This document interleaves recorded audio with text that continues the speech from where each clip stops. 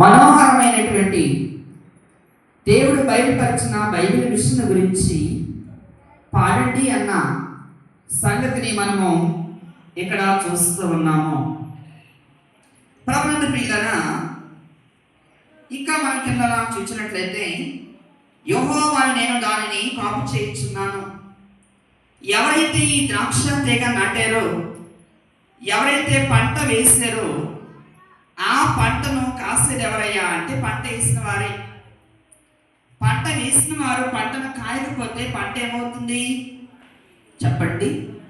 పాడైపోతుంది. కనుక పంట వేసిన రైతు దాన్ని కాపు చేయడం చాలా ప్రాముఖ్యమైనది.